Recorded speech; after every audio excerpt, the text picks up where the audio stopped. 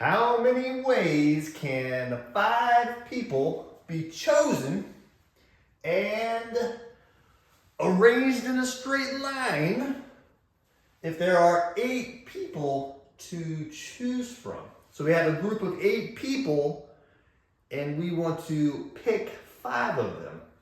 How many ways can I pick 5 of them and have them arranged in a straight line? Now, arranged in a straight line, that's important here because I'm picking the first person, putting them in the first spot. I'm picking the second person, putting them in the second spot. They're being arranged in order. That means order matters in this scenario. Order matters. And when order matters, that means we're dealing with permutations.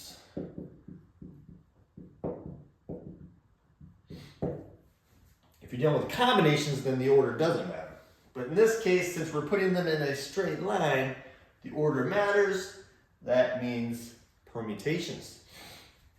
Now, there's a couple ways of doing this. You could do the multiplication counting principle. That's when you multiply all the individual ways together. And that works since we're doing them in a line here. If you think about the 5 spots to fill here, I'm picking the first person, and there's 8 people to choose from, so there's 8 ways to fill that first spot. And then what you do is you multiply by the number of ways to fill the second spot. Since the first spot has been filled, now there's 7 people to choose from, so there's 7 ways to fill this second spot. And then for the third spot, now there's 6 people to choose from. For the fourth spot, now there's 5 people to choose from. And then for the 5th and last spot, there's now 4 people to choose from. And then it's just a matter of multiplying those 5 numbers together. If you multiply these together, you get 6,720 ways here for this to occur. So that's solving the problem using the multiplication counting principle. Another way you could do it is using the permutations formula. Looks like this. This is N, that's the total number of people in this case to choose from, and R is how many that you're choosing.